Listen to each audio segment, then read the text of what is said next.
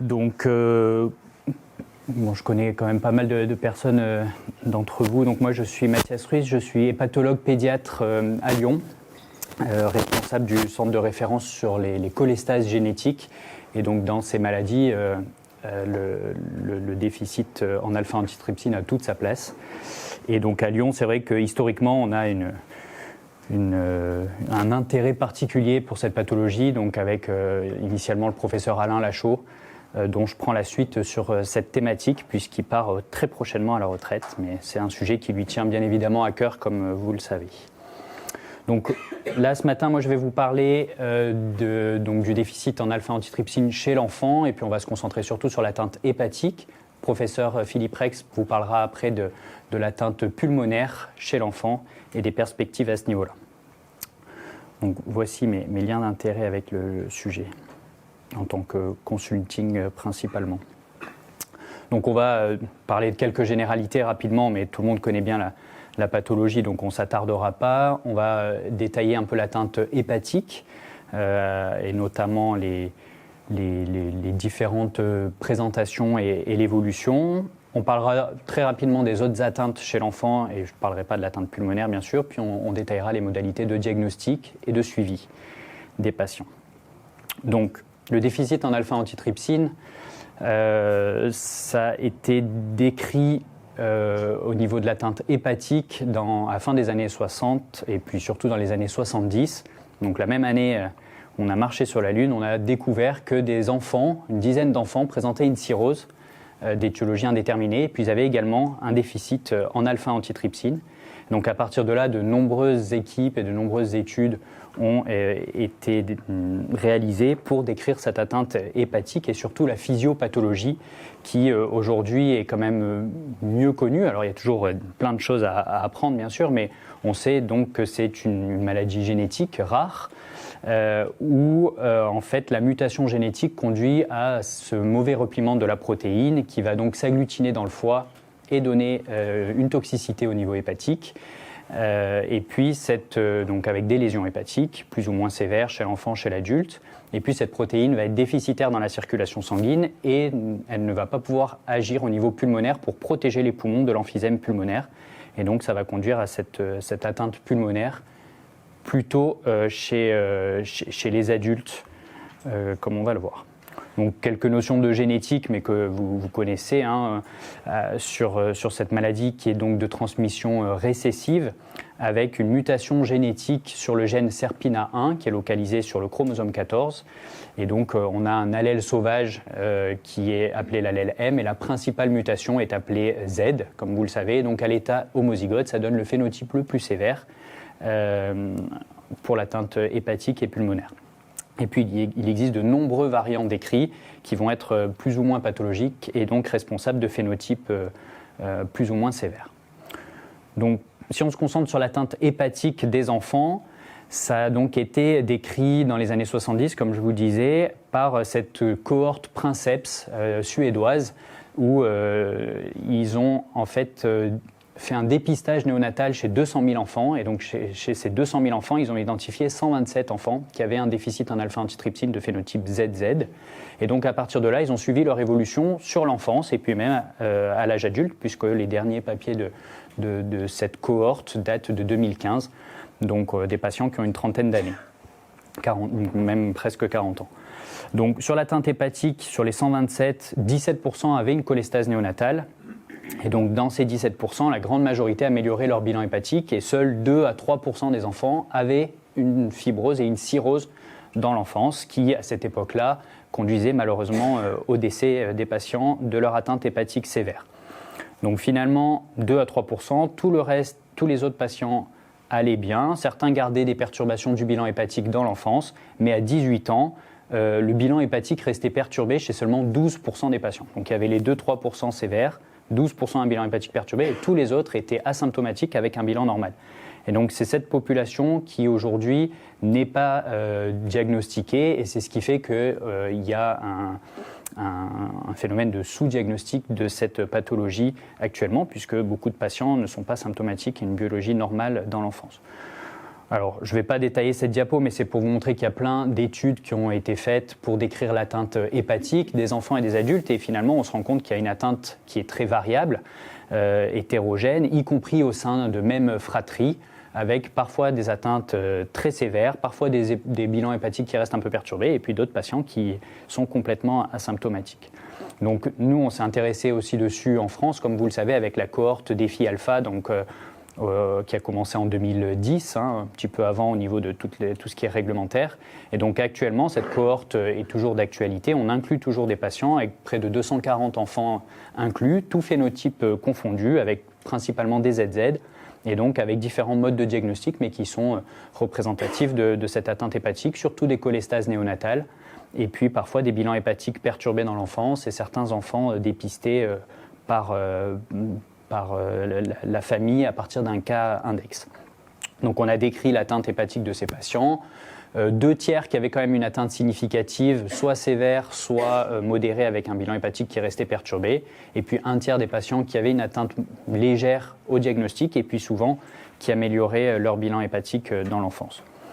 Donc cette cohorte a permis donc de décrire l'atteinte hépatique, de montrer que c'était, ça a confirmé en tout cas que ça pouvait être sévère. Et puis on a identifié la cholestase néonatale comme un facteur pronostic d'atteinte sévère chez ces enfants, avec sûrement un biais de recrutement puisque la majorité des patients a été inclus par une cholestase, mais en tout cas ça montre que c'est une présentation qui peut être sévère de la maladie. Et puis on a confirmé également que l'atteinte hépatique n'était pas uniquement chez les patients homozygotes ZZ, puisque d'autres phénotypes pouvaient être responsables d'atteinte hépatique. Alors ça, c'est des choses qui avaient déjà été décrites, des phénotypes hétérozygotes qui donnaient des atteintes hépatiques, en général peu sévères, avec des cholestases néonatales qui souvent étaient transitoires, mais surtout, c'est un facteur aggravant d'autres maladies hépatiques, et donc notamment l'atrésie des voies biliaires. On a montré que les patients qui avaient une atrésie des voies biliaires, qui est une maladie très sévère du foie, qui va conduire à une cirrhose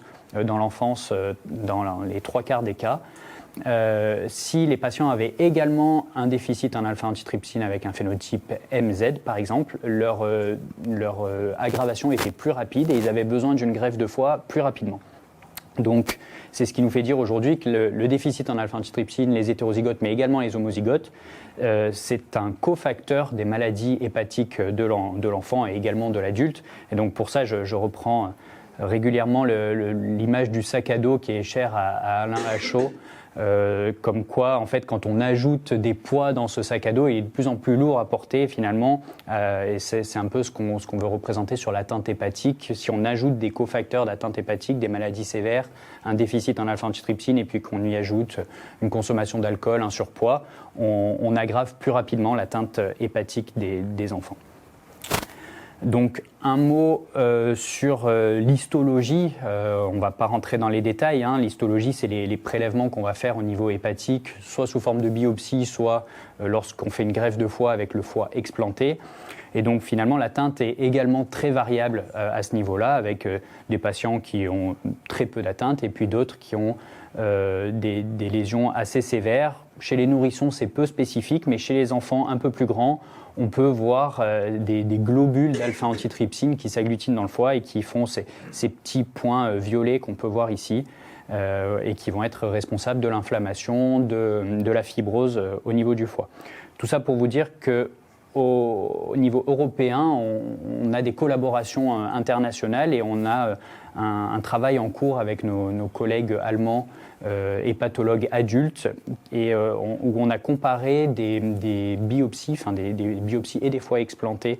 Donc on a comparé de l'histologie chez les patients adultes et enfants et finalement l'atteinte semble différente, avec chez les enfants plutôt des lésions de type biliaire, de type cholestase, avec la bile qui a du mal à s'écouler du foie, alors que chez l'adulte, c'est plutôt des lésions, il y a peu de lésions biliaires, c'est plutôt des lésions de stéatose, c'est-à-dire du gras dans le foie, et donc ça fait plutôt penser à des maladies métaboliques du foie.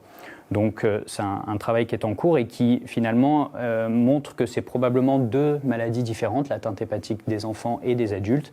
Et c'est pour ça que certains traitements vont plutôt être proposés chez l'enfant que chez l'adulte, comme l'acide urso-désoxycholique notamment, qui aide à fluidifier la bile pour protéger le foie des enfants. Concernant les autres atteintes que l'atteinte hépatique, alors chez l'enfant, il y a l'atteinte pulmonaire, on va en parler un petit peu, enfin on va en parler après avec le professeur Rex. Il y a des cas de paniculite décrits, alors c'est déjà rarissime chez l'adulte, ça l'est encore plus chez l'enfant. Mais là, c'est une photo de nos collègues grecs, le professeur Manali, qui nous a envoyé récemment cette photo pour un avis chez un jeune de 18 ans. Donc, on peut imaginer qu'à 16 ou 17 ans, on puisse voir ce genre de lésion. C'est pas une transition, vous mettez à soigner les lésions de 18 ans. Effectivement. Non, mais c'est pour vous. On n'a pas de cas chez l'enfant décrit, en tout cas dans la littérature, mais il existe de rares cas rapportés. Et puis, il y a une entité qui est aussi décrite comme étant associée au déficit en alpha-antitrypsine, ce sont des vascularites, mais la physiopathologie est peu connue et ça reste quand même très très rare chez ces patients. Un point qui est important, et je sais que ça tient à cœur aux associations, c'est la possibilité, ou en tout cas ce qui est évoqué, c'est que certains enfants pourraient avoir des troubles neurodéveloppementaux, des troubles du spectre autistique ou certains retards d'acquisition. C'est rapporté par les associations, mais finalement, il n'y a aucune donnée dans la littérature qui montre qu'il y a plus de patients qui ont ce genre de difficultés en lien avec le déficit en alpha-antitrypsine. Et finalement, les proportions de patients sont les mêmes qu'en population générale, donc il ne semble pas y avoir de surrisque du déficit en alpha-antitrypsine pour cette population de patients, mais ça reste des pistes qui peuvent être explorées. Un mot concernant le diagnostic. Donc, tout d'abord, les circonstances du diagnostic et le point principal, c'est qu'il faut penser à cette pathologie.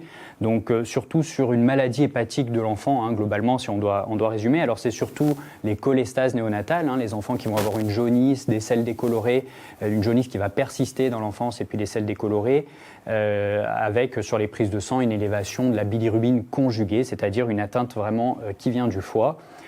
Donc là, il faut penser à ce diagnostic. Et puis, en cas de perturbation du bilan hépatique dans l'enfance, en cas de gros foie ou de découverte d'une cirrhose tardivement chez un enfant, il faut penser au déficit en alpha. Et puis, un autre mode de diagnostic, c'est par le dépistage familial. À partir du moment où on identifie un cas index, c'est important d'identifier la fratrie, et c'est ce qui m'est arrivé encore tout récemment, où on nous adresse une patiente avec un bilan hépatique perturbé, on fait le diagnostic de déficit en alpha-antitrypsine, puis elle a 2 sœurs, dont une qui a également un phénotype Z avec une atteinte hépatique qui jusque-là n'était pas connue. Donc c'est important d'y penser. Concernant les modalités du diagnostic, on va proposer un dosage de l'alpha-antitrypsine, et puis si ce dosage est bas, différentes techniques en fonction de l'accessibilité aux techniques et puis des habitudes des centres, mais on va proposer soit un phénotypage, soit un génotypage ciblé avec les avantages, les inconvénients des 2 techniques et puis en cas de doute, on va proposer un séquençage précis du gène SERPINA1 pour identifier les mutations. Concernant le suivi de ces enfants, alors lorsque le diagnostic est fait sur une cholestase néonatale, c'est un suivi qui va être rapproché sur les premiers mois de vie pour voir un peu dans quel sens va évoluer leur atteinte hépatique, est-ce qu'elle va régresser ou est-ce qu'elle va être sévère.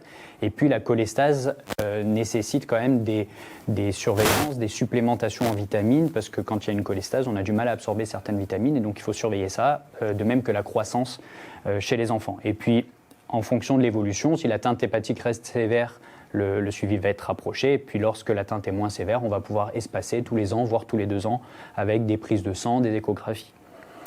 Ce qui va être déterminant, c'est de voir à quel moment les patients vont développer une fibrose, parce que ça montre que le foie s'abîme et qu'il y a un risque de complication de cette fibrose, d'évolution vers une cirrhose.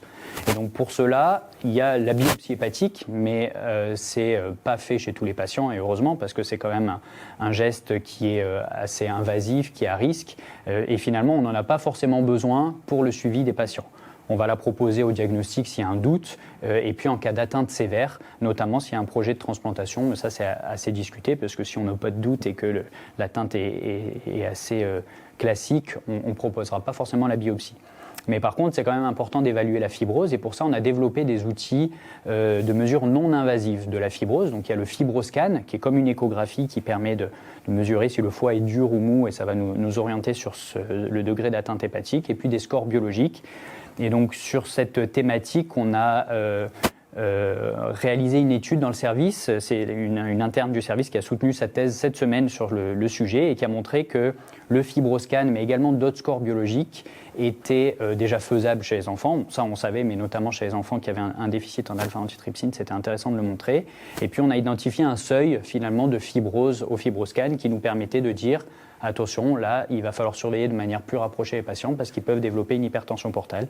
Donc, un test qui est fait, du coup, qui montre une bonne sensibilité, une bonne spécificité pour ces patients.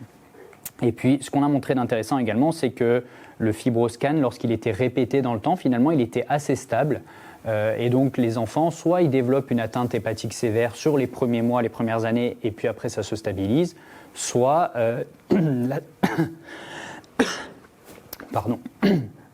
soit l'atteinte est d'emblée sévère et elle évolue peu, et finalement, les patients doivent bénéficier d'une transplantation hépatique.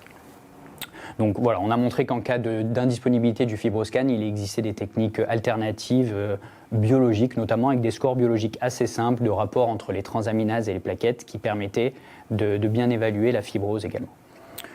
Donc, voilà pour le suivi. Et puis je dirais un mot de transition, puisque c'est une thématique qui est à la mode en pédiatrie et qui est extrêmement importante, puisque nos patients grandissent et sont transmis aux médecins d'adultes. Et donc, il y a un papier qui fait un peu la synthèse des conseils, des recommandations pour la transition chez ces patients. Finalement, il n'y a pas de grande innovation, mais c'est important de dire que les patients pédiatriques doivent avoir un suivi hépatologique quand ils deviennent adultes. Donc, minimum tous les ans, ça peut être un peu plus lorsque l'atteinte est vraiment minime, mais ça peut être plus souvent lorsque l'atteinte hépatique est sévère. Et puis, il conseille d'adresser au pneumologue également dès l'adolescence pour commencer à faire des explorations. Donc ça peut être discuté, mais on va voir avec Monsieur Rex que peut-être que ça pourrait être pertinent pour ces enfants qu'ils soient suivis tôt par des pneumologues. Donc voilà, en conclusion, l'atteinte hépatique des enfants est très variable, parfois sévère, donc il ne faut pas la négliger, il faut penser à cette pathologie, il faut la diagnostiquer. Déjà parce qu'elle peut évoluer vers une atteinte sévère, mais également puisqu'elle peut être un cofacteur de maladies sévères hépatiques. C'est une atteinte qui semble différente chez l'enfant de chez l'adulte, donc il y a pas mal de recherches et de progrès à faire encore à ce niveau-là pour préciser la physiopathologie, et puis les thématiques de suivi et de transition sont extrêmement importantes en pédiatrie. Donc je n'ai pas du tout détaillé les traitements à ce stade, on en parlera un peu plus tard. Ouais, je vous remercie de votre attention.